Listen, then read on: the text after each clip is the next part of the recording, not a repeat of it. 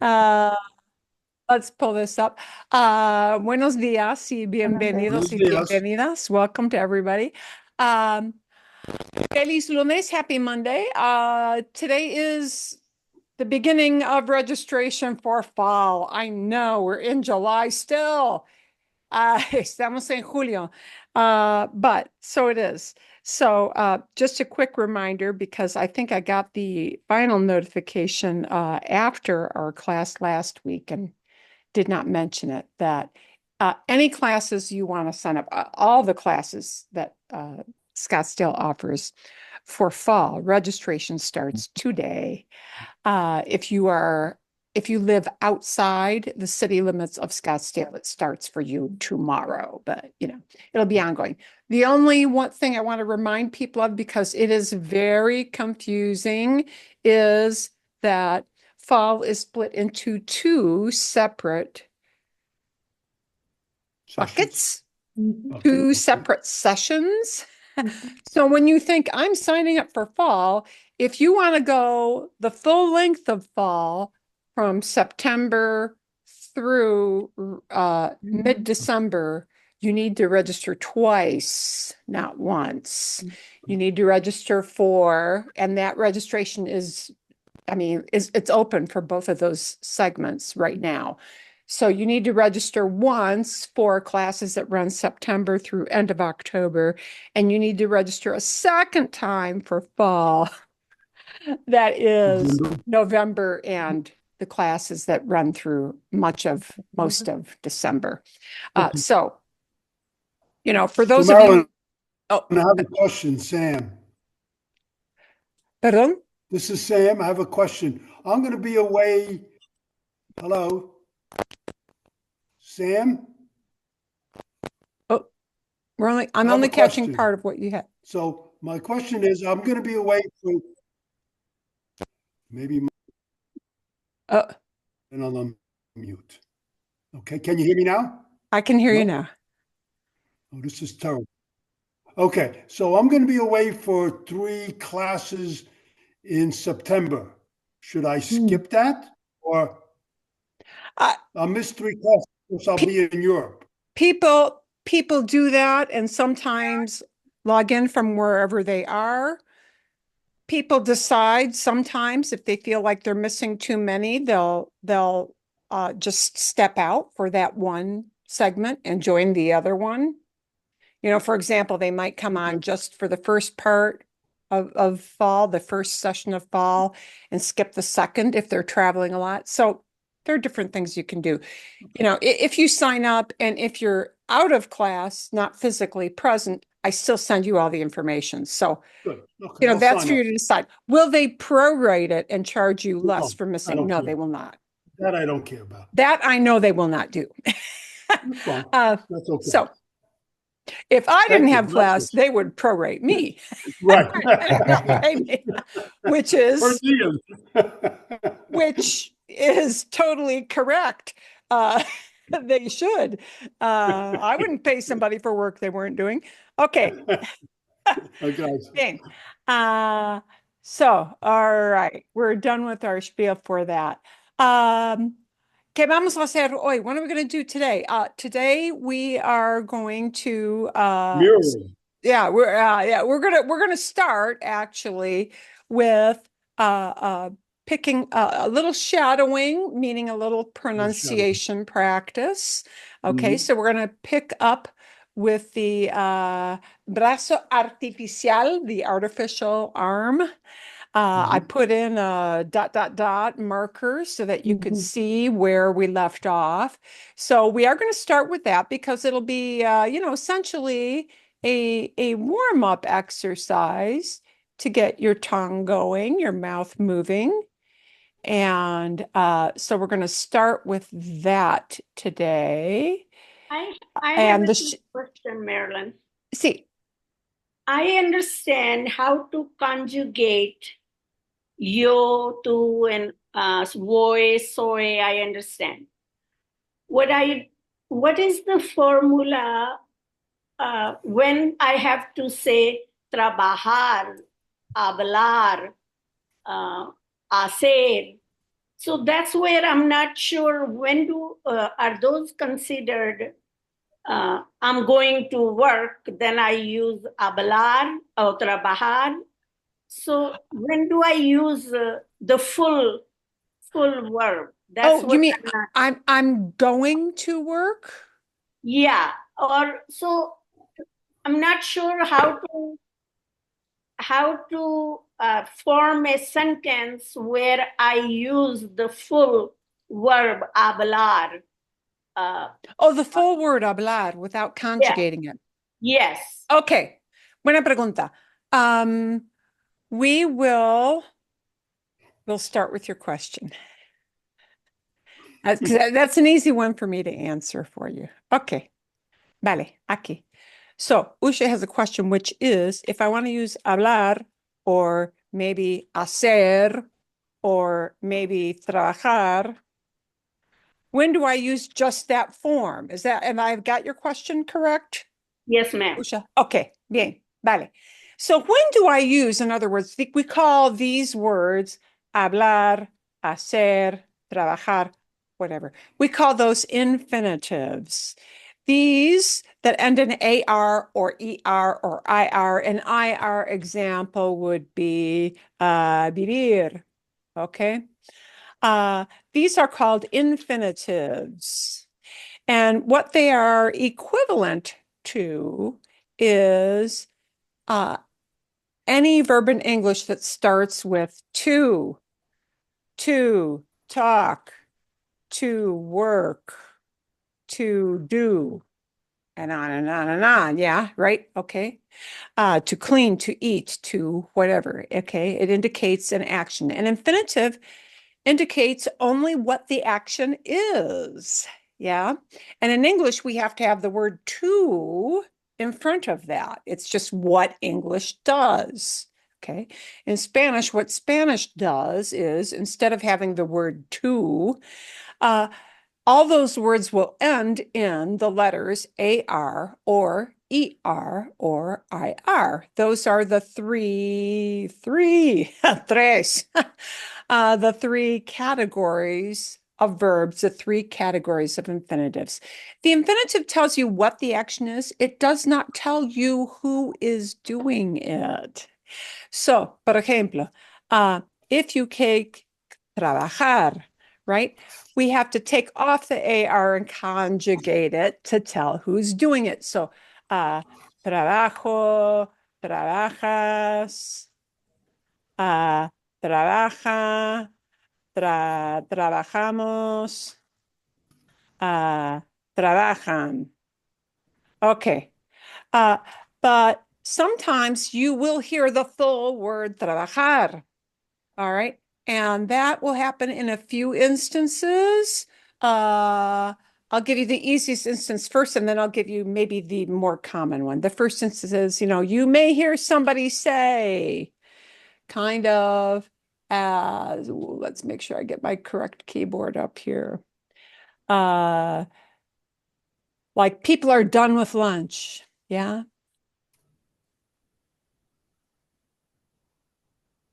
People are done with lunch and you got to go back to the office. Yeah. Or you finish a meeting and everybody needs to leave the meeting room and get going to work. Yeah. People may just say, a trabajar. And that's kind of like saying, up, off to work you go. Okay. A trabajar. And it's sort of it's kind of like, it's an implied command. Okay, let's get to work. That's what Oh, it means. Yeah. Okay. So you might hear an infinitive used this way, but the most common way you'll hear an infinitive used with the full AR or ER or IR and not conjugated is when we combine two verbs that work together in a verb phrase. And this works with certain verbs, not with every single word. So, por ejemplo, with ir and a and the infinitive. So, vamos a trabajar. We're going to work. It means a near future. Okay. It states that this is an intent, something we are going to do. So we conjugate only the ir part. And the infinitive that walks along with that first verb, the infinitive doesn't get conjugated. Okay. Another verb that combines in a verb phrase, that means two verbs working together like that, is poder plus the infinitive. Okay. And notice with poder, we don't have the little word a in between. It's just poder and the infinitive. So, por ejemplo, podemos trabajar. Podemos trabajar. See, we can work. And the essential thing there is the can. The can word, the we're able to word gets conjugated, but the work part doesn't, right? We're going to work. The going part gets conjugated in Spanish, but not the work part. See, por ejemplo, another verb that does this two verbs working together as a verb phrase thing is querer. Querer plus the infinitive. Okay. Por ejemplo, let's make it a negative. No queremos trabajar. We don't want to work. Yeah. And the want part is conjugated. Querer is conjugated, but the infinitive is not. Does that answer your question, Usha? Yes, it does, except the first one when you said we are going to work. So why don't we say vamos a ir a trabajar? Oh, okay. Vamos a ir a trabajar. Well, es posible. It is possible somebody could phrase it that way, but unlikely. Vamos a trabajar. We're going to work. It's okay. Yeah. They couldn't say, instead of indicating the activity, indicate the word for work as a noun, like vamos al, al, vamos al trabajo. We're going to the job, say a job site. Yeah. But vamos a trabajar. Okay. Thank you. Mejor, better? Gracias. De nada, de nada. Es un placer. Okay. A ver. Let's see. Can you see our abrazo article now? Okay. Depending on Yeah. which screen I click. Gracias.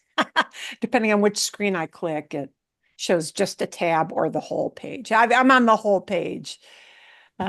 Share. That's good. Okay.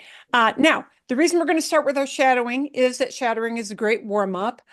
What shadowing means is that you're just working on your pronunciation. And of course, if you have a question about the article, I'll take that later when we're done. But you're repeating a short part of the phrase exactly after me, just to make your mouth and tongue and throat muscles all work together to improve your pronunciation and to make it flow better and to hear which words will naturally kind of hang together in a phrase. Because when we look at or think of speaking in a whole sentence, some sentences can get quite long. This is not a challenge for you in your first language because you do it all the time. But in a second language, stringing together words, several phrases possibly into words, it becomes challenging. So that is the job of shadowing, is it helps break things down into more manageable segments and to practice a pronunciation of which words group together most naturally. Who wants to start with me? ¿Quién quiere ser el primero o la primera? Who wants to be the first one? Don't all jump at once. It's like you say to the kids, don't all jump at once. Don't all raise your hand at once. Sam, Okay, Sam, vale, magnifico. So you're going to repeat right after me. Están muy lejos de. Está mulos. No, say that again. Say it again for Está me. muy lejos de Está muy lejos de su vida anterior, su vida anterior, pero la prótesis pero la protectis, le right? da capacidades Le da capacidades que desaparecieron que de capacidades. Oh boy, Yeah, I don't get let's take that word. That is a long, long, long word, long and it's a word. hard one to pronounce. Que, que Que, desaparecieron. que de apaceros. Sí, bien. You're getting a little bit closer. Desaparecieron. Let's see how when you get a really long word, it is hard to break it down. How should we break this down? Dies, ap, I'm going to break this down into pieces.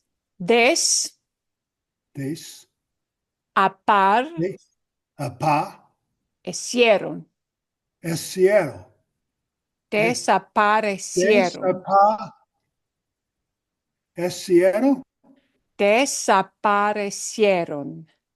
Esiero is the last part. Yeah, Okay. deshicieron is a tough one there, and I should probably group this a little bit different. I should really group it like that.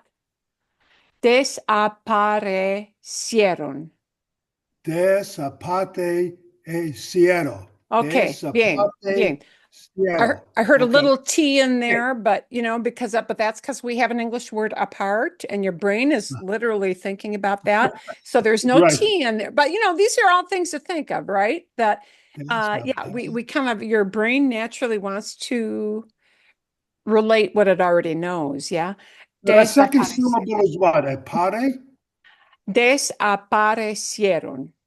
Desapare de siero. Okay, you're getting closer. That's good. Siero. That's not the most essential part. Okay, que desaparecieron. Okay, para siempre. Para siempre. Bien, okay. Para siempre is less of a challenge. There you go. Okay, vale. Muy bien, muy bien, muy bien. Bien. Sam, you game for one more? Una frase I'll más? try. Go ahead. I'll go Okay. one more. It's a long one. La inteligencia artificial. La inteligencia artificial. Bien, okay. And think of getting rid of this j sound. Okay. Inteligencia. Inteligencia. Gencia. Yeah, the G is a Inteligencia. It's Inteligencia. Inteligencia. Bien. Inteligencia. La Okay. inteligencia artificial está penetrando Está penetrando cada vez más cada vez más en áreas en áreas como el cuidado de la salud.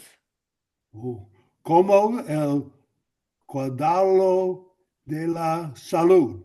Bien, bien, I didn't vale. get that middle word there. Vale, bien, okay. Cuidado. Hiciste Okay. bien, you did great. This, just para que sepan, so that you know, this word inteligencia is a tough one for native English speakers to pronounce correctly because your brain desperately wants to say inteligencia. It wants to make it sound like intelligence. Your brain Intelligence. desperately wants to do that. And, it's so natural. It comes out from us that way. But remember that GE can never be a j. It's a h. Okay. Yeah, it's okay.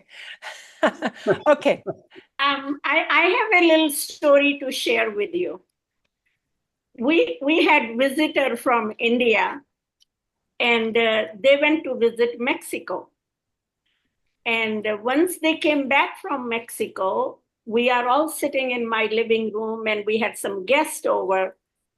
And somebody asked them, "When are you going back to India?" And they said, "Oh, in June, July." So they thought that in Mexico and in America, everybody pronounced J as a H. And oh, Yeah, yeah. Okay. Oh, I like that. Me gusta mucho, me gusta mucho. Ah, bien. Gracias, Yusha. Marilyn, can I take us off for a small anecdotal Sí, thing sí, here also? sí, claro. One of the possible advantages of being Jewish is if you learn some Hebrew and the Jewish holidays, Hanukkah is really in Hebrew, it's Hanukkah. And there's no way to spell that in English per se, but the ch sound is just like the ch sound that a G would sound like in Spanish. So I feel like I have a small advantage in those words, that inteligencia is not too different than if Hanukkah. Ah, there you go. Okay. Vale, bien. And really anything from your life experience that you can relate, I can relate that skill or that word that I already know and pick that up and plop it in here where I know it's going to work. Use it. It's going to be different for different people because of our different experiences and backgrounds, but hey, whatever works. Plug it in and use it. Vale, bien. Okay. A ver, who wants to, we're going to go take Sam off the hot seat here and let somebody Thank else you. take a turn. You did Gracias. well. Hiciste bien. You did well. I'll do it. Bien. Vale, Julie, bueno. Julie, Aunque muchos investigadores Aunque muchos investigadores se dedican a advertir se dedican a advertir sobre los riesgos sobre los riesgos de la inteligencia artificial, de la inteligencia artificial, otros expertos dicen, otros expertos dicen and you know what? They should have inserted a K in here. Que también debemos pensar que también debemos pensar en el potencial en el potencial de la tecnología de la tecnología para mejorar vidas. para mejorar vidas. Bien, bien. wow. Okay. Una frase más. One more for you. We're going to get everybody who volunteers too. Cuando tenemos la oportunidad Cuando tenemos la oportunidad de mostrarle a la gente de mostrarle a la gente una IA una IA que realmente sirve que realmente sirve como apoyo como apoyo para ayudar a alguien, para ayudar a alguien es algo positivo. es algo positivo. And then we have Nice. afirmó Blair Locke, cofundador de CoApt, Wow. Cofundador de CoApt, que hizo el software de aprendizaje automático. que Oh my God. hizo el software de aprendizaje automático. Sí, bien. Yeah, when we have the chance to show people, and that mostrarle a la gente means show people, show them being the people, show people that AI really works as a support to help somebody. It's something positive, affirmed this man, co-founder of CoApt. And this K is not the what word, it is of that. It's a connector. When you see K with no accent mark, it can mean a number of things, but often it will mean, I'm tagging on a little phrase, and the phrase is going to be that, da, da, da, da, da, da. It's going to be a mini sentence within a sentence, okay? Que hizo el software that is the K part, that made the software, that made the learning, let's extend it, that made the automatic learning software. that made the automatic learning software. Okay, vale, perfecto. ¿Alguien más? Somebody else want to take a turn? Okay. Okay, vale. Bueno, and this one we can't translate. It's just somebody's last name. It's a two-word thing that's her last name. De la Garde Hildegard. pasó meses Pasó meses visitando una clínica de Londres visitando una clínica de Londres bien, para ayudar a entrenar para ayudar a entrenar ¿sí? El software que da vida a su brazo. el software que da vida a su brazo. Bien, Brazo. bien hecho. Well done, well done. Okay, software, no hay palabra en español. El software. Es una palabra prestada. It is a borrowed word. Okay, many times many technology terms, but not all, wind up getting borrowed straight from the language they come from. And in this case, it's English because that is the big purveyor of that technology where it gets named in the first place. Okay, Lisa, una frase más. One more sentence for you. El proceso activaba. El proceso activada. Activada, sí. And that word just means, it puts it in the past. It means activated. Oh, Instead of activating right now, activated. El proceso activaba. And so you're going to continue from here. Sus músculos, sus músculos. como si su brazo Como si su brazo siguiera allí. siguiera allí. Allí. Siguiera is a tough word to pronounce. Let's look at this one word. Siguiera.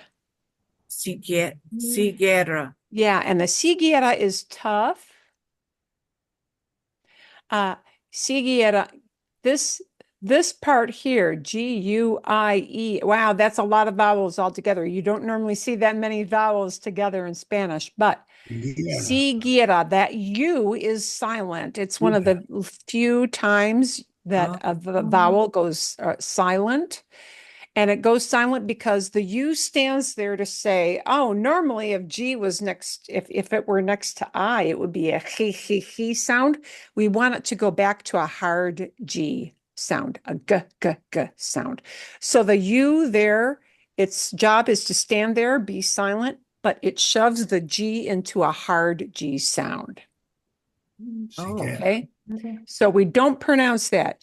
G-U-I or G-U-E, right? Those two combos, G-U-I and G-U-E, will put the G into a g hard sound, and the U will be silent. And its job is to just stand there, make that G hard.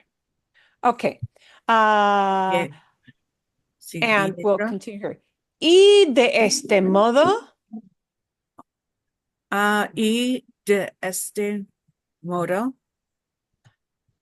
Da información. Da información. Okay, and get that sh to go bye-bye. Información. Okay. Información. Información. There, okay. Información para enseñar. Para enseñar. A su prótesis. A su prótesis. Prótesis, sí. ¿Cómo reaccionar? ¿Cómo reaccionar? Cuando hace determinadas acciones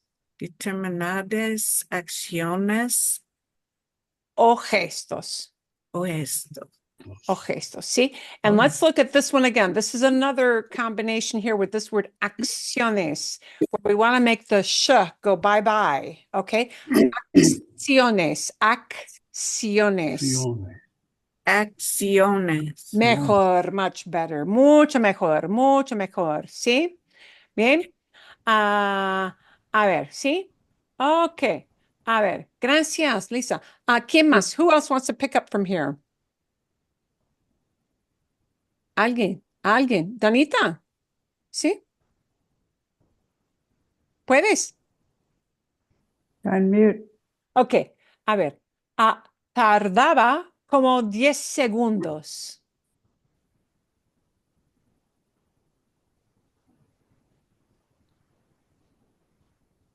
Oh,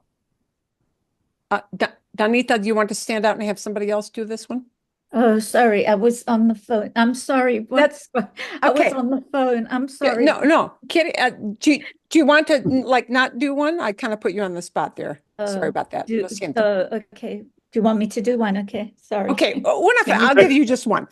Tardaba como 10 segundos. Tardaba como segundos 10 segundos, sí. Y requería y requería mucha energía mental mucha energía mental para hacer un movimiento. para hacer un movimiento, Como abrir la mano. como abrir la mano. Bien. Very good. Ok, sí, bien. Hiciste bien. ¿Una más o no? Okay, sí. Ok, vale, bueno, sí. Ahora abro la mano Ahora abro la mano y me doy cuenta de que y me doy cuenta de que ni siquiera ni siquiera había pensado en ello. había pensado en ello. Bien. Okay. If we look at that segment of sentences, that's saying it used to take like 10 seconds. And it required a lot of mental energy to make a movement like opening your hand. Now I open my hand and I realize that I I didn't think about hadn't even thought about it. Mm. A good little 2-word phrase for everybody to know and keep in your back hip pocket is ni siquiera. Ni siquiera, and it'll be said ni siquiera, and it's going to sound like one word when people say it. Ni siquiera. Yeah, Ni ni siquiera. siquiera means not even. Ni siquiera Not había pensado. Not even had I thought about it. Okay? Okay. Ni In English, siquiera. we switch the order. We say, I hadn't even thought about it, or I Right. didn't even think about it. But in Spanish, that ni siquiera will usually come right up front and then the verb after it. Here's the verb part, and it's another 2-verb combo, had thought, which is why I did the translation, because I don't expect you to know that's a past perfect. No. Okay. So that's why when you see the parentheses with translations, it's because it's a structure that's harder for you guys to do on your own. And I don't want to spend like gobs of time looking that stuff up. Okay. ¿Quién más? Who wants to pick up from there? Follow I'll me try. on. Okay. Gracias, Karen. Bueno, pero la prótesis, Pero la prótesis las prótesis, sí, no son baratas. no son baratas.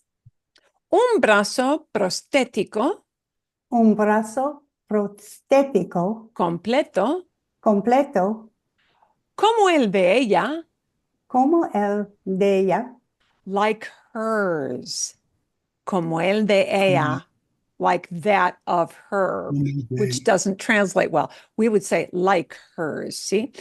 Puede costar puede costar más de, más de and we're going to keep that separate from the number because here comes a big one, 150,000 150,000 libras, libras, unos 190,000 unos 190,000 90,000 dólares. dólares. Ok. Okay. La tecnología no es perfecta. La tecnología no es perfecta. Bien. Ok. Good. Gracias. Bien. Perfecto. Bien, bien, bien. ¿Quién más? Who else wants to take a spin here? I'll take it. Usha, magnifico, sí. And here's her name again. De Dr. Lagarde. Lagarde. De Lagarde Dice que el diseño dice que el diseño de la prótesis de la prótesis parece más orientado a los hombres. parece más orientado a los hombres. A los hombres, right. And we want to remember that hombre and hambre are two very different words. Hambre is hunger, hombre is men, or hombres aquí, men, ¿sí? Ok, una frase más, one more sentence. El peso El peso a veces le hace dolor. a veces le hace dolor El hombro y la espalda. el hombro y la espalda. Sí, perfecto. Tampoco tiene una función táctil. Tampoco tiene una función táctil Táctil, sí, táctil. Para que de Lagarde para que de Lagarde pueda sentir lo que toca. pueda sentir lo Okay. que toca. Sí, bien, perfecto. Ok. Bien, bien, bien. Who wants to keep going? Anybody want to take a turn in here? I can try. Magnífico. Bien.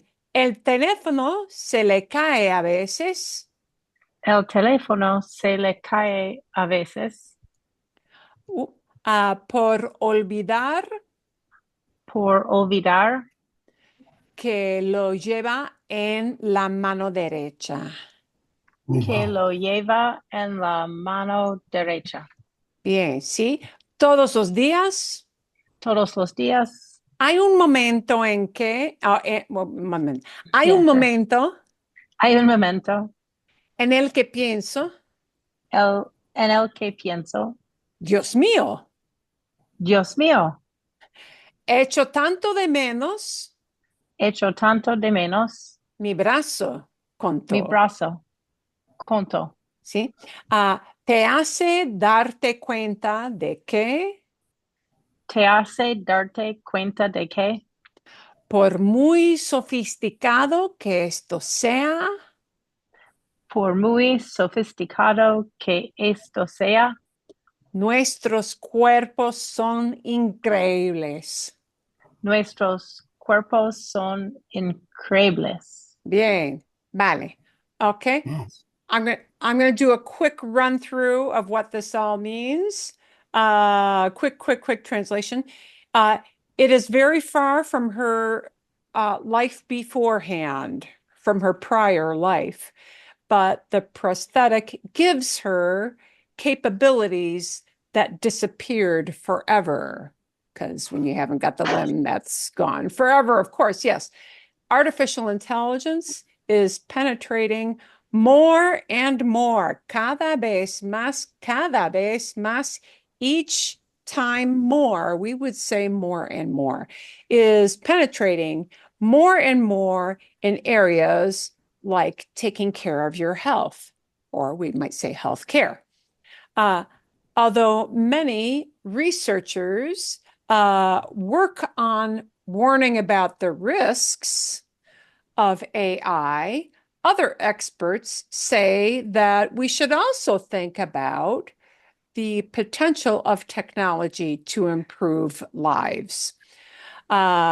When we have the chance to show them, meaning people, an AI that really serves as a support or works as a support to help somebody. It's something positive, affirmed Blair Locke, co-founder of Coapt, that made the automatic learning software. De Lagarde spent months visiting a clinic in London to help train the software that gives life to her arm. The process activated her muscles as if her arm were still there.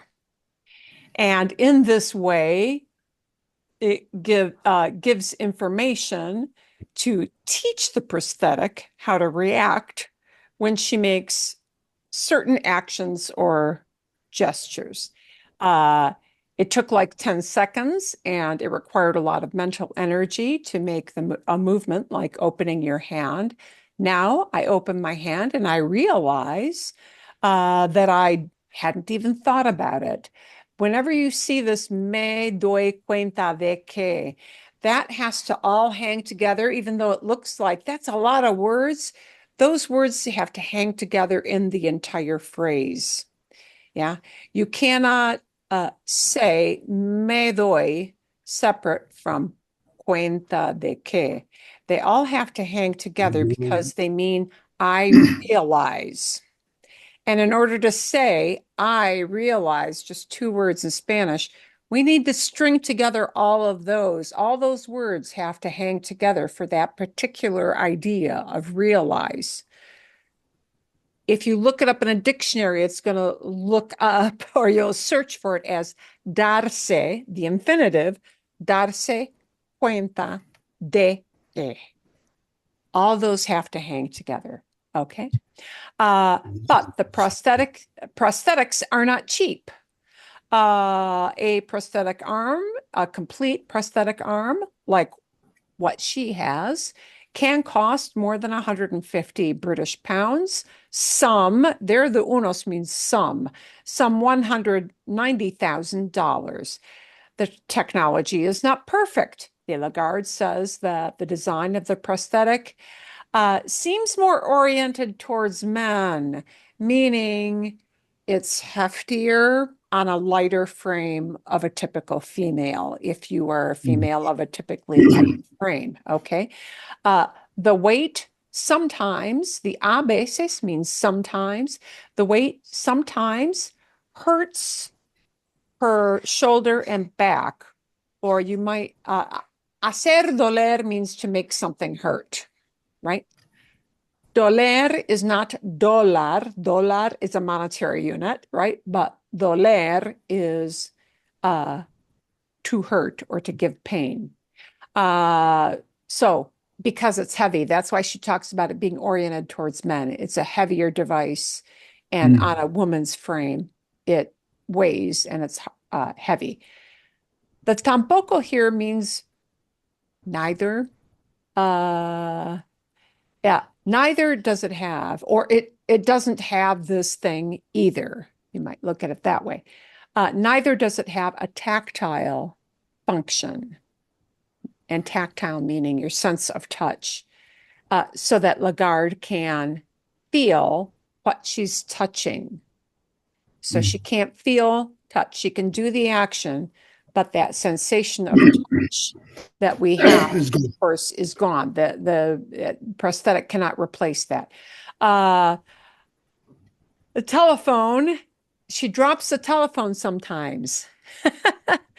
And the por is kind of a complicated word. It can translate a bunch of ways, but here it means on account of forgetting. So sometimes her hand drops the phone on account of forgetting that she's carrying it in her right hand.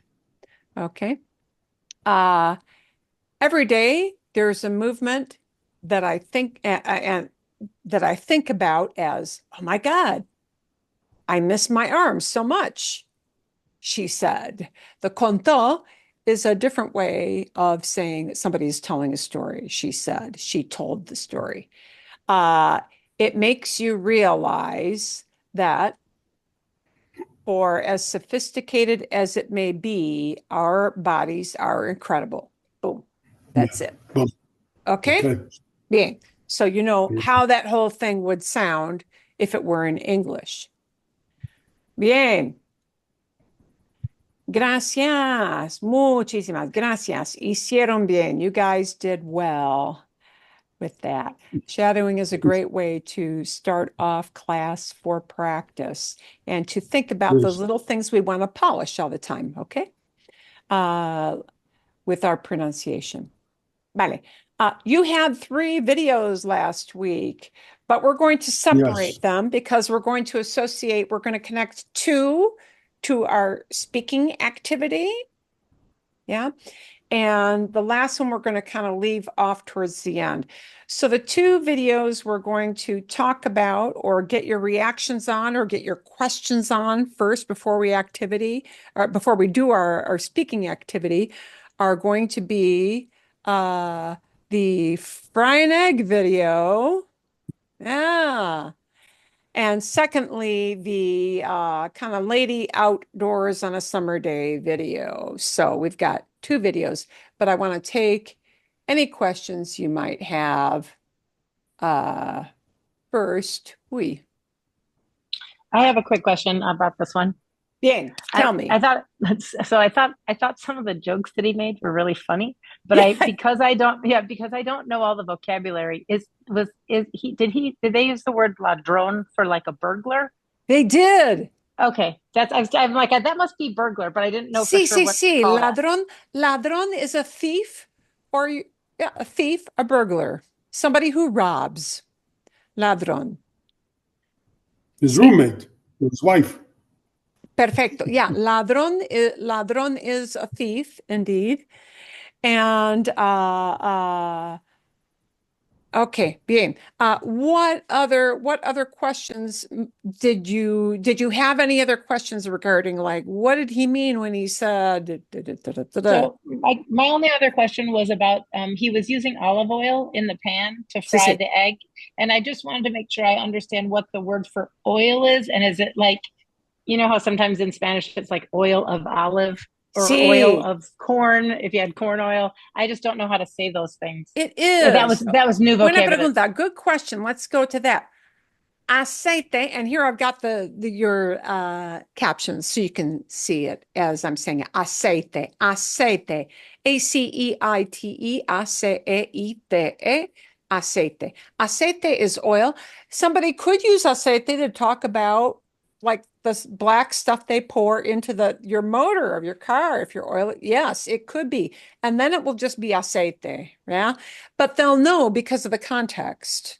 Just like we know, if you're going to say, I'm going to put oil in my car, everybody knows exactly what you mean. Nobody has to define this kind of oil in your car.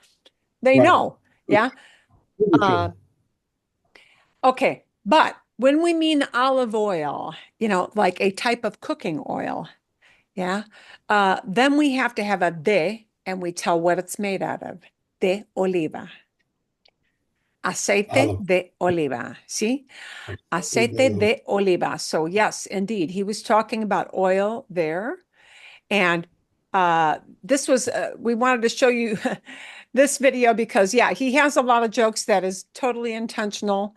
Do know sartén, this word sartén for frying pan. Frying pan is sartén. In Spanish, they use it as la sartén. In Latin America, it will often be el sartén. Why does it switch from el to la? Somebody started doing it hundreds of years ago. That's all I can tell you. So just know that you'll hear it as el sartén or la sartén, depending on the region you're in. It's not a big deal. If you say the word sartén, everybody knows what you mean, okay? Sartén. And yes, his funny little jokes about the eggs. Yes, it was a reference to, yes, a male anatomy thing. It was meant as a joke. Okay. Huevos is, yeah, a slang for body parts. Okay. Yeah. Yeah. So he was doing that and holding them because he was making a joke. Yes, of course he was. I didn't get that. Yeah. That was meant to produce a loud belly laugh. Okay. Okay. A ver. Any other questions about any vocabulary he used or? No. Bien. Okay. Fácil de entender. This was intended as a great video to give you a variety of different verbs. The main point behind both of these videos, I'll pull up on the screen, were to give you a sample of many, many verbs that we use on a daily basis. This one, same way. She used a lot of very common, everyday kind of verbs to give you some more vocabulary basis. Because what I'm going to want you to practice doing is talking about some steps in doing something normal in your everyday life. Okay. So that is, again, that was kind of the main focus with this particular video here. Any questions on this one, Siona? She was introducing herself and just talking about what she does when she visits her parents and that. Okay. Bien. Vale, we'll take that off. Okay. Those two little videos were meant to be a stepping stone to the little activity I gave you, which was, based on that fry and egg video, think of some chore or hobby or really anything that you do that can be broken into steps. And you can just make it 2 steps, 2 sentences. You can make it 4 steps. You can make it however long or short you prefer it to be. And you may have had to look some things up. One of the verbs you heard in the egg video was, for example, that you probably hadn't heard before. It was salpica, salpica. Salpica meant something sprays or splashes. Yeah. So, if you're going to talk about splashing, you're probably going to have to look that word up.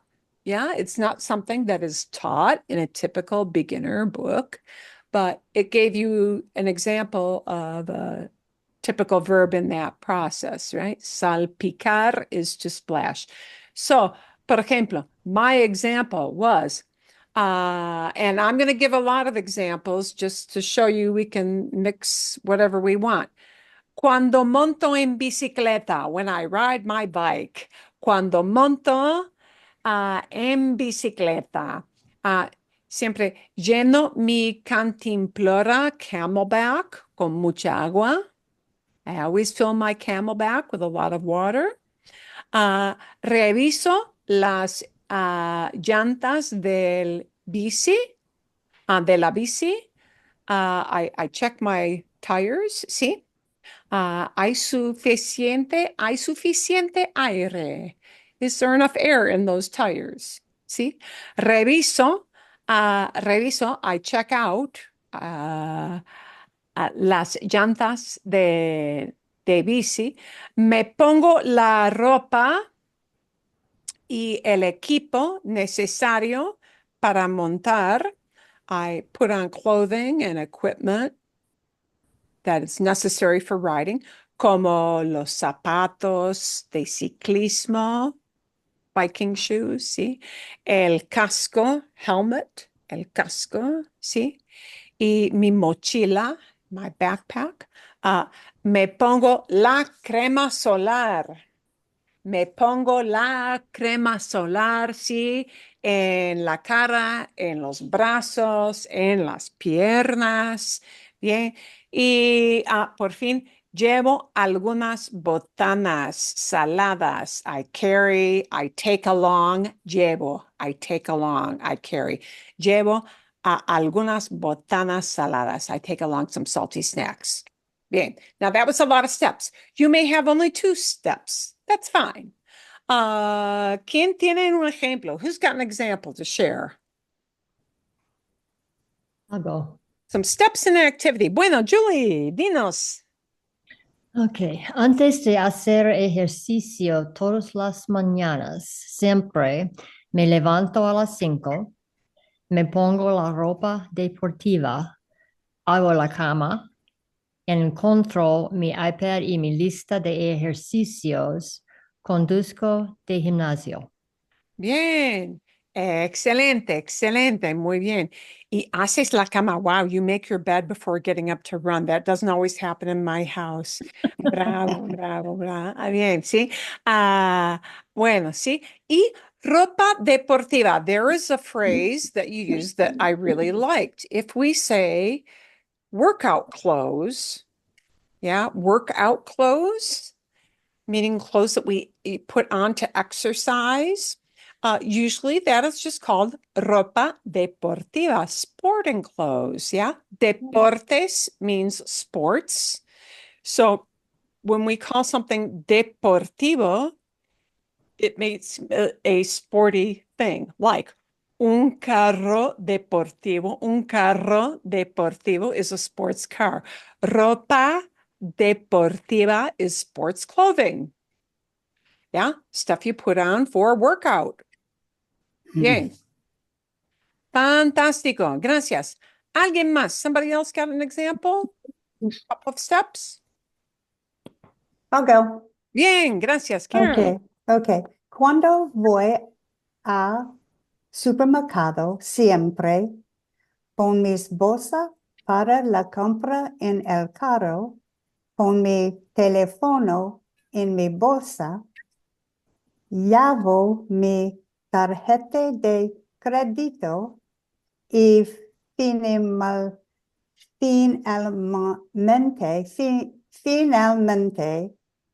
ponerme mis gafas de sol. Gafas de sol. Gafas de sol. Gafas de sol, sunglasses, see? And in Latin America, instead of the word gafas, many countries will use lentes. Lentes, L-E-N-T-E-S, lentes de sol. Lentes de sol. Just so you know, there are two words for sunglasses. People will know both of those. Okay, bien. Pero aquí en Latinoamérica, lentes de sol es quizás un poquito más común. It's maybe a little more common, but you can use either one. Really, which word they use for glasses, it kind of depends on the region. And you just go with what you hear people using in that area for their regional preference. Bien. Okay. A ver, ¿qué más? What else? What other examples? You have Marcos. Bien. First, I need help with one word. Okay. ¿Cómo se dice spreadsheet? Or do I just borrow that from English? Wow.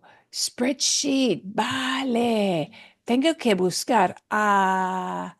It might be one of those bar words, but maybe not. Muy rápidamente. No. Okay, lógico. Hoja, which means a sheet. Yeah. Hoja, H-O-J-A. Actually, it's also the word for leaf, like a leaf on a plant. Yeah. Hoja. Hoja de cálculo. Hoja de cálculo. When you're talking about a spreadsheet that's used for accounting, budget keeping, all that kind of stuff. Bien. Okay. Okay. Hoja de cálculo. Normalmente pago la mayoría de las facturas 2 veces cada mes. Cerca del comienzo del mes, imprimo mi hoja de cálculo con la lista de facturas y las fechas pendientes. Okay. ¿Y gastos, expenses? ¿Sí? No, pagos, perdón. Pagos. Pagos. Bien. Vale, perfecto. Para las tarjetas de crédito, comparo mis recibos con las facturas. Bien. Sí, facturas, clase facturas. Facturas son bills. bills you get for whatever it is you have to pay, facturas de electricidad, facturas de agua, ¿sí? Lo que sea, whatever bill it is that you're getting, ¿sí? Bien. Y ahora tenemos, sí, la hoja de cálculo, our spreadsheet thing. Excelente, muy bien. Algo más, something else, alguien más, somebody else. ¿Tiene un ejemplo? Any example of steps? See? Going, gone? Gone? Okay, I feel like an auctioneer. Here we go. Aquí. Vale, bien. Vale, perfecto. Okay. Bueno. Ahora, now, what I would like to move on to is I want to pair some things up. Porque estamos en pleno verano, because we're right smack in the middle of summer. And pleno means right in the middle. Plena calle means right in the middle of the street. En pleno verano is right in the middle of summer. Estamos en pleno verano. You had a fun little, this was our third video you had on weather issues. Yeah, weather vocabulary, just a little reminder. And of course, they, much like we kind of talk more about the heat than anything else, right? Because we're really not that far apart in terms of our climate, our typical climate Environment. issues, yeah. Except for, of course, he did talk about sometimes there are some areas that are like dry heat and humid heat, yeah. Which here we don't have the humid. But it was a good little video to remind you of some vocabulary about weather.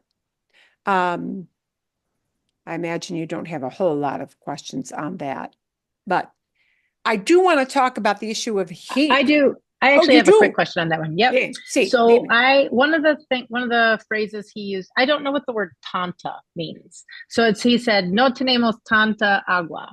And I don't know what that means. And then a different time it was 30, like 30 y tantos años. And I don't know what that means. Sí.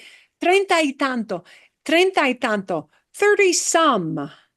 Oh, okay. Tanto by itself means so much. So tanta with agua, agua means so much water. Oh, okay. No tenemos tanta agua. We don't have so much water. Yeah. Okay. Less water being around because of the hot climate. Sí, perfecto. Okay. So tanto can combine with different words in different ways, but tanto at its very, very core means so much or so many. Yeah. Tanta. But 30 y tantos, you heard that word again, but it combined in a different way. And you know that 30 was 30, 30 y tantos is 30 something, meaning he's not going to tell you his exact age. He's in the 30-ish range. Yeah, there you go.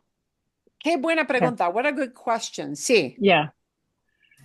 Excelente. And thank you for thinking up those questions. Yeah, how does that combine is an excellent question, because you'll hear people using it's a little turn of phrase. Yeah, that's special. Anything else? Algo más with that?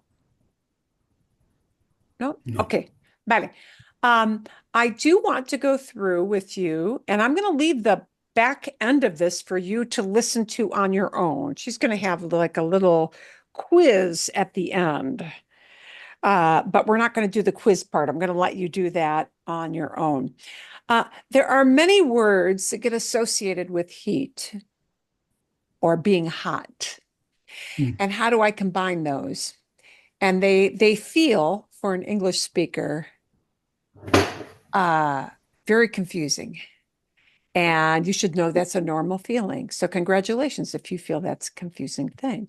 I'm going to show you the front end of this, and it's going to be all in Spanish. So the reason I'm not sending you off to listen to this whole thing on your own is that she gives the whole explanation in Spanish, and it probably is helpful for me, even with the subtitles on, to help you through that, because otherwise it would feel for you guys, for many of you, maybe not for all of you, but for many of you, it might feel a little bit fast and a little bit uncomfortable. But this is a super helpful video because it talks about the different words people may use to refer to the heat or something being hot. Oh, hang on. Let me take this off. I want to share, but I don't want this button up here, but I may be stuck with it. Yeah, I'm kind of stuck with it. Let me move it off so it's not on her face. Oh, no. I want to be able to see you guys while I do this. Hang on. Perdón. Momentito. Okay, we're going to have to leave that there, sadly. All right. That's okay. The words that you may hear people use off and on will be calor,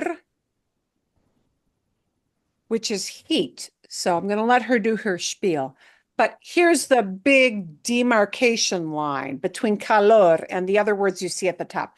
Calor, caliente, caluroso, cálido, picante. We can peel off two terms out of this list of words that all refer to hot in some way. And the one we're going to peel off first is picante at the end. Picante is hot, but only in the sense of spicy hot. And that's the only way you can use that word picante. Yeah. So picante is never going to talk about the temperature. It's never going to talk about technical heat. Picante is only used to say spicy hot. Something that has a lot of spice and produces a spicy hot taste. It refers only to taste. And okay. Yeah, so we can peel that off. Yeah. Okay. Get rid of Because that. it doesn't refer to temperature ever. Okay. Right. But the other ones do refer all to temperature or heat in some way. So the next word we can take out of that group, so what we have left over is calor, caliente, caluroso, cálido. And they'll all, sadly, talk in some way about heat, warmth, hotness. I don't know. Yeah. Okay. So the next word we can peel off out of those groups is the word calor. Calor is heat, but it is the noun. It is important to know that it is a noun. Okay. So we will never use calor to say like, this is a hot drink. Okay. Or I need a hot meal. Yeah. Or, okay. So calor is a noun and it will be used in phrases that use a noun. Okay. And oddly, when we talk about weather, calor will pair up with a verb like hacer. Hace calor. Because in Spanish, the way that they say it's hot outside is to pair up hace with calor. Literally, they're saying it makes heat outside. That's just their way. That's their word combo that they happen to use frequently to say it's hot outdoors. Okay.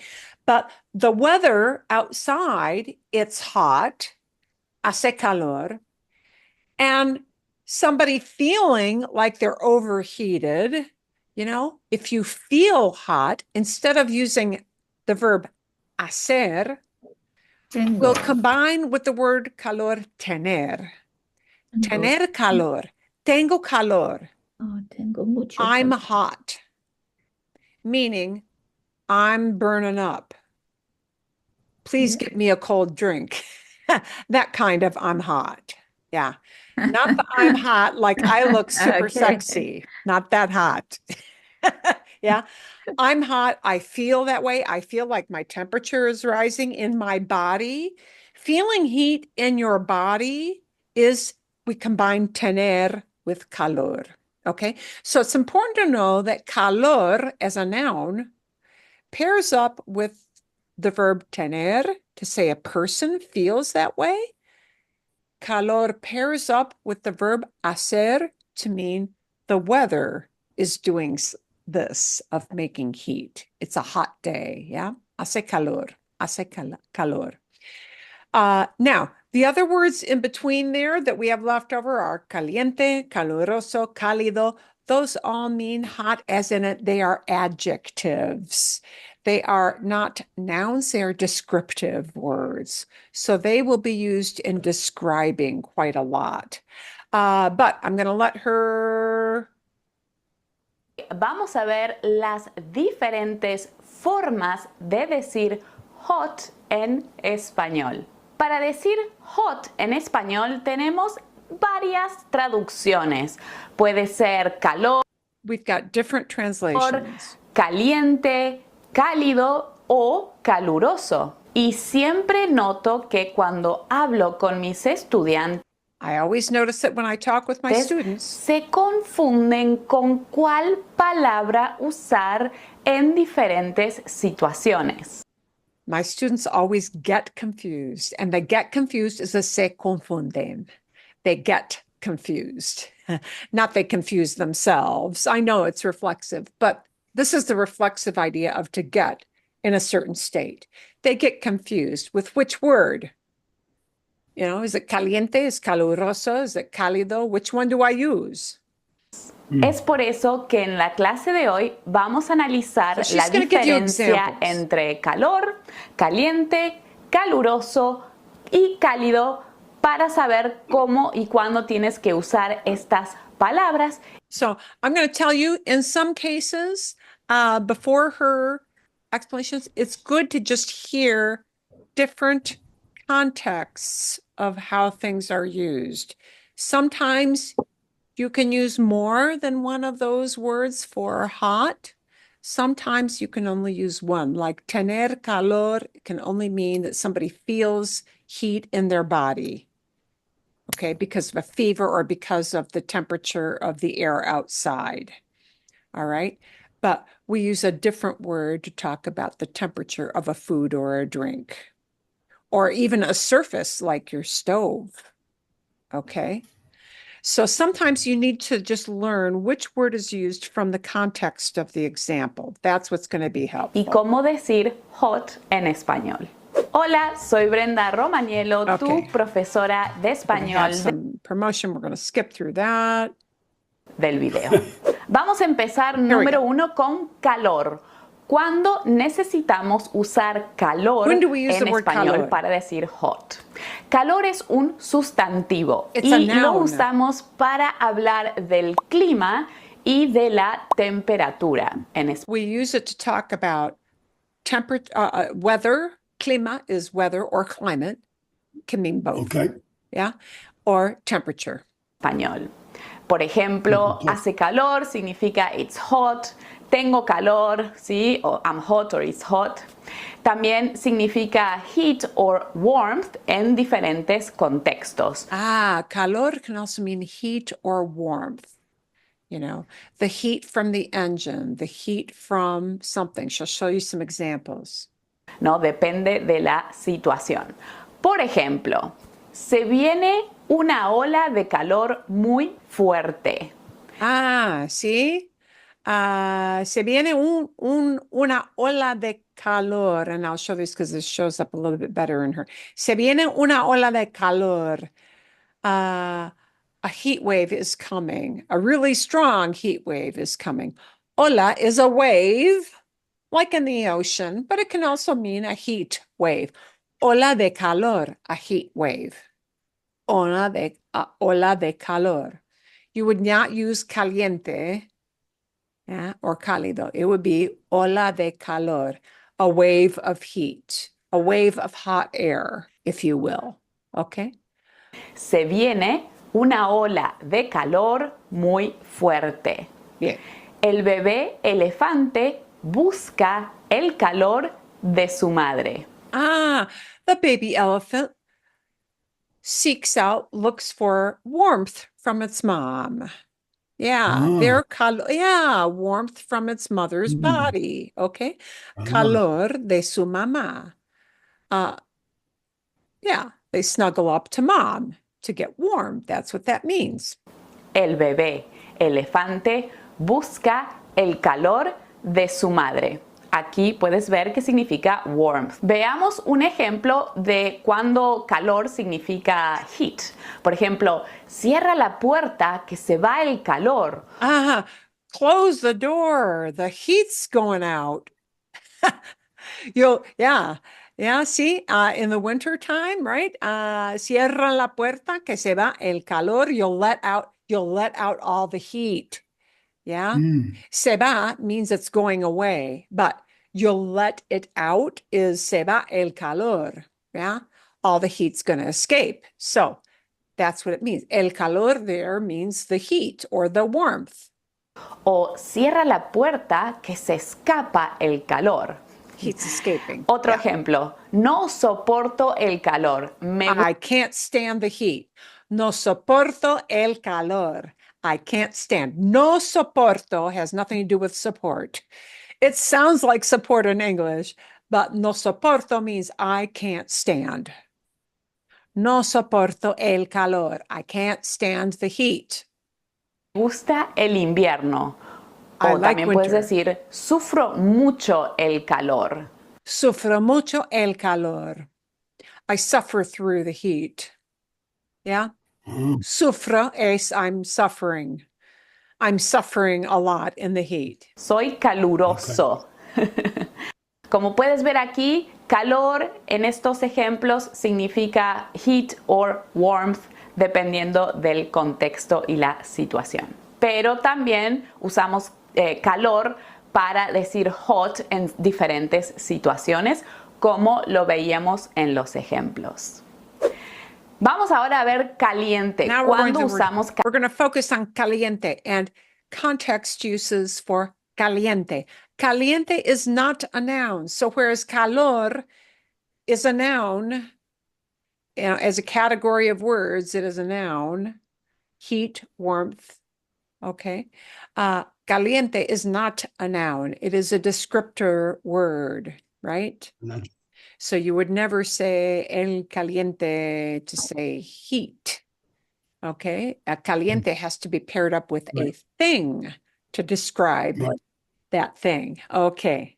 Caliente. Caliente es un adjetivo y lo usamos para describir la temperatura. Vamos a usar caliente cuando tenemos, por ejemplo, un objeto que tiene una temperatura alta.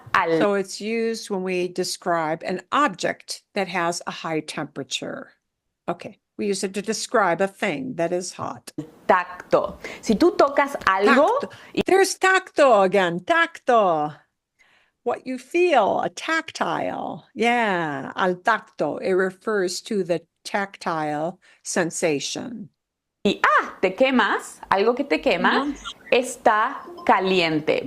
Algo que te quema está caliente. Something that burns you is hot. Algo que te quema está caliente. Something that burns you is hot. The temperature of that object, that thing, is hot. Vamos a decir caliente para decir hot en esta situación. Por ejemplo, cuidado con el café que está muy caliente y te puedes quemar la lengua. Quemar, ¿no? To burn your tongue. Quemar la lengua. El café está caliente, el té está caliente, la sopa caliente. Aquí todas significan hot. So anytime you're talking about the temperature of a food or a drink, the most typical go-to word is going to be caliente. See? Okay. Yeah. Comida caliente, hot food, not meaning spicy, just the temperature is hot as opposed to a cold dish, right? See? Bien. Okay.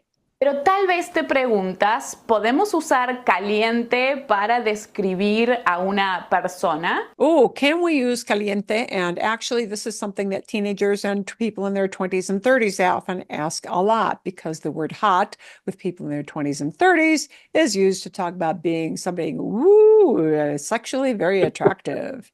And it is, yeah. So she's going to talk about that. Can we use caliente to talk about somebody that way? Bueno, podemos decir que sí, puedes usar caliente para describir a personas, pero tenemos dos usos diferentes. Número uno, sí, para decir caliente una persona, cuando alguien está muy enojado. Sometimes you'll hear some people, and I don't hear this a lot, but apparently I think in Argentina, because she's from Argentina, they use this a lot. Well, you do hear it sometimes. Somebody is hot. Kind of like in English, we have an expression, you're hot under the collar. Yeah. If you're hot under the collar, which, wow, that's very colloquial in English. Somebody is upset. Yeah, angry, upset. Okay, it could be that. She'll show you how. Furioso, una persona que está furiosa, podemos decir está caliente. Este es particularmente en Argentina también. Por ejemplo, Pedro estaba muy caliente con su jefe porque le dio mucho trabajo y tendrá que terminarlo el fin de semana. Estaba muy caliente con su jefe, estaba muy enojado. Ticked off with his Pero boss. cuidado con el uso número 2 de esta palabra. So now she's saying, be careful with the second use. Porque tiene un contexto diferente. Podemos decir sexual, ¿no? Significa horny en inglés. Entonces, yeah. So, yeah. Use está caliente for talking about food. Or maybe if your phone overheated. Yeah. That's okay. Está caliente has a very wow sexual meaning in Spanish. So you'll never say ella está caliente. You're saying she's horny. Él está caliente. He's horny. Estoy caliente. I'm horny. Don't go there. Don't use it to talk about a human being. I mean, that's just the safest thing to tell you to do because it does have a meaning and people will look at you. There's a funny little anecdote. One guy who he went to visit his wife's family down in Colombia. And he said to the neighbor next door, wow, estoy caliente, I'm hot. And what he was really saying was, I'm horny. And the neighbor's like, well, how do I respond to this? And he was just like, so don't use estoy caliente to talk about a human being. Just don't do it. And even if that's what, just don't do it. And you're safe, okay? We use está caliente with foods, with maybe something electrical that heats up. Okay, that's fine. But use it with objects. There you go. Entonces, a veces mis estudiantes quieren decir, oh, esta persona, esta actriz o este famoso es hot, ¿no? Como atractivo o sexy. Si tú quieres decir una persona es atractiva o sexy, puedes usar estas palabras. So if you mean hot as in, wow, wow, wow, I would love to date him or her, then just use es atractivo, es sexy. Sexy. There's a word they borrowed from English. Yeah, sexy. El hombre, those things you used to see at the checkout counter, yeah, in People magazine, el hombre más sexy del mundo, the sexiest man in the world, because they'd had like vote something once a year. Yeah, okay. They borrow that word sexy. Es sexy. Es atractivo. Ella es atractiva. Those are all great to say that somebody looks super wow attractive. No puedes decir caliente porque significa otra cosa. También en Argentina, de donde yo soy, si quieres decir que alguien es atractivo o sexy, puedes decir estar bueno o estar bueno. And that is common too. Está bueno, está buena. That also means somebody is super sexy looking. Yeah. They're super attractive. Okay. Sí, por ejemplo, Marta está re buena, como decimos en Argentina. Significa es muy atractiva. También podemos usar caliente en el diminutivo y lo usamos muchísimo en español en el diminutivo caliente, calentito, para describir esa sensación de calor, de warmth en español. Por ejemplo, qué lindo cómo duerme el bebé, todo calentito en su cama. Ah, qué lindo. Qué lindo, how cute, how beautiful this baby is sleeping. All calentito, todo calentito, all warm, all cuddled up in his bed. Yeah? All nice and warm, comfy, todo calentito. Little baby's warm, okay? Todo calentito. It doesn't mean he's burning up with a fever. He's just cozy warm. Yeah? Okay? So everything, of course, always depends on the context. So that's why you're seeing these examples. They're good to know for context. Aquí significa warm más que hot. Otro ejemplo. Oh, bajemos el calefactor. Está muy calentito aquí adentro. Está muy... Bajemos el calefactor. Turn down the heater, meaning the heating in the house, right? Está muy calentito. Man, it's getting hot in here. It's getting too warm. Calentito. Yeah. Okay, bien. So you'll hear those kind of contexts. Because often we talk about, adjusting the heating or air conditioning in your muy calentito aquí adentro. Hace mucho calor, también podemos decir. Caluroso. Veamos cuándo usar caluroso. Caluroso is another word that means hot or warm, and you'll see some examples of this. En español. También es un adjetivo y lo usamos para describir generalmente el clima o el tiempo climático o el tiempo atmosférico. So you'll often hear this when Por used with ejemplo, weather. el verano en Chile es muy caluroso.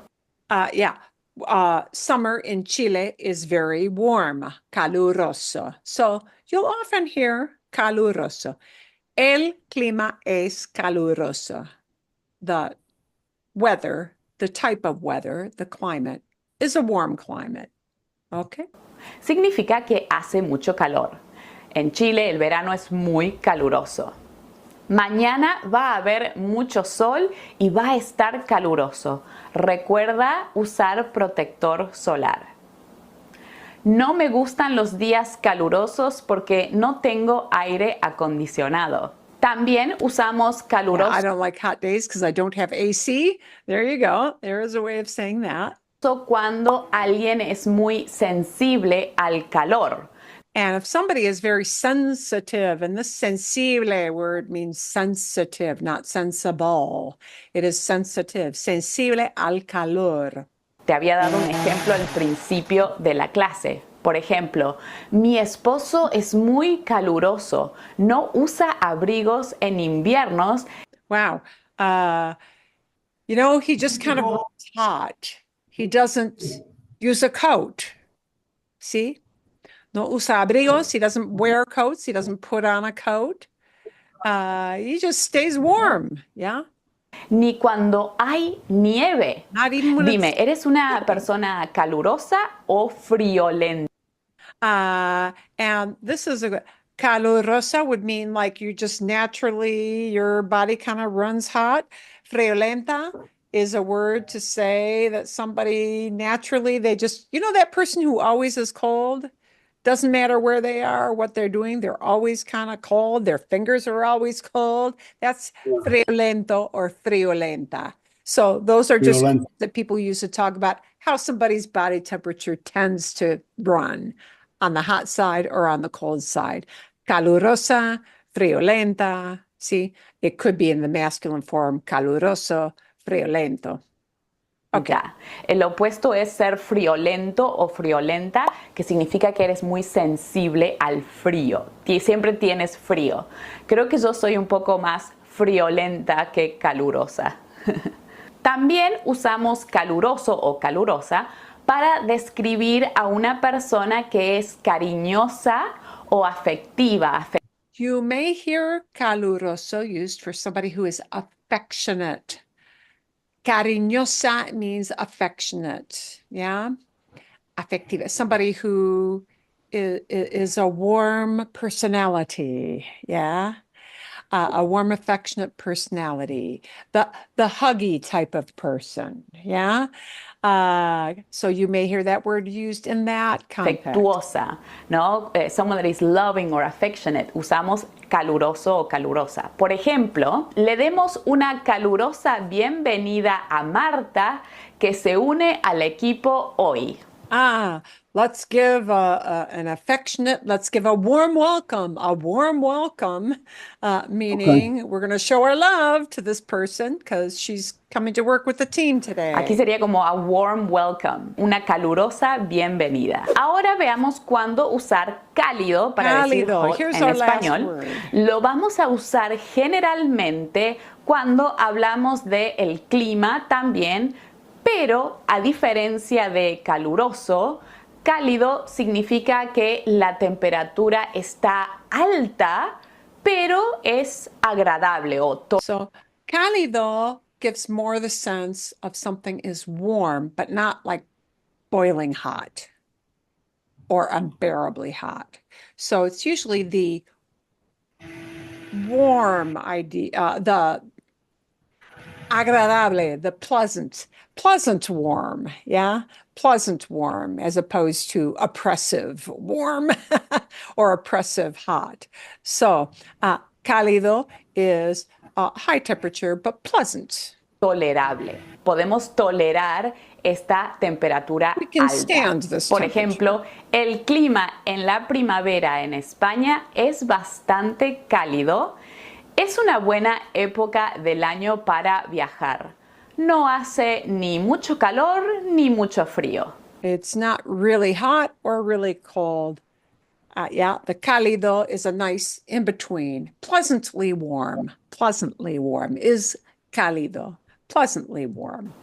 También podemos usar cálido o cálida para describir a personas. We can also Es una use it for forma de affectionate. decir que alguien es muy cariñoso, igual que decíamos con caluroso. Por ejemplo, la familia de mi novio es muy cálida. Siempre me reciben muy amablemente. Sí. My boyfriend's family is very affectionate. They're very warm. Okay. So you may hear an overlap. There can be a real kind of symbiotic thing. Caluroso and cálido can be used to describe people who are the huggy, warm types of people. Just know that sometimes some of these words may overlap to talk about warmth, Podemos decir emotionally una persona or es cálida, temperature-wise. sí, o también un calurosa cuando queremos describir y decir que son cariñosos, amables, buenas personas, dulces. Y la última palabra que tengo para ti, esta es un bonus y es picante. Para And the decir picante, we already told you because I don't want to get too far Right. off. Picante is the spicy one. So that we don't Right. talk about the weather with picante. Yeah, Yeah. we don't do that at all. And I'm going to leave you at the end because she does a fun little quiz. It doesn't take very long. And that is a very good video to watch a second time to listen to let all those word combinations and those some of those words overlap and some do not, and take the little quiz with her and see how you do with that. You send the link, right? Oh, yes, I will send the link so that you can watch it again. Absolutely. Absolutamente. Absolutamente. And y son las 11, it's 11 o'clock. So we're going to leave off for here. You'll have coming for next week another video to listen to for listening comprehension for fun so that you can hear how the words link together, and you'll get a little file on things to prep for speaking practice. Also next week, we'll probably do another little shadowing exercise with a different article. Okay. And that one, I think I'm not going to give you ahead of time. We're just going to look at it. It's going to be something kind of simple. It's got a lot of cognates in it. So, okay. Todo bien? All good? Yes. Todo bien? Yep. Marilyn, I just had a question. Others may sí. want to drop off, but I came on a couple of minutes late. So I think you were talking about signing up for the next session. Sí, sí. Can you just repeat what you said for that, for those Yes. who want to still hear it? Yep. Yes, sí. Gracias. Sí, Apologize. Jean. Yeah. So registration for fall activities, all of the activities, mine and all the other ones, for Scottsdale starts today. If you live Mhm. outside the city limits of Scottsdale, then it starts tomorrow. Mhm. Got So, it. yeah. So sign up. The one thing to remember is that fall is a little bit odd in that it's divided up into 2 sessions. So you have to, if you want your registration to go all through the entire fall, you have to sign up one time for September through October classes and a second registration. It won't know that unless you actually register a second time for the November and December fall session. So do know that it's 2 separate registrations. And they do that because of the snowbirds. Some snowbirds only come here late in October, or 1st of November. So Right. yeah, that's done to accommodate those folks. They don't want to be in the September and October classes because they're not here. They just do the second session. That's why. Okay. But if I was looking to do like a continuous thing from what you've been doing with us here now, then Then you need it's to still register called Beginning twice. Spanish and is it still called Beginning Spanish? It's yeah. And Well, we it'll be register called twice? step 1. It'll be, so look carefully for the Monday Yeah. session. Look for my name, Spanish step 1 Mondays. That should And be it. then step 1 Monday also in November. Okay. Yeah. That sounds great. Because you'll see something that will also say beginner, but that is on Tuesday, not Monday, but Tuesday. And that is for people who don't know any Spanish at all. Got it. They don't know how to Okay. count. They don't know how to say goodbye. They don't, nothing. So, Sure. Okay. Yeah, I want to make Bien. sure I get in the right one. So thank you. I know. appreciate that. it happens. Yep. Okay. Sounds Vale. good. Thank Bien. you. Perfecto. Have a good afternoon. Yep. Bye-bye. Y tú también, sí, tú también, claro.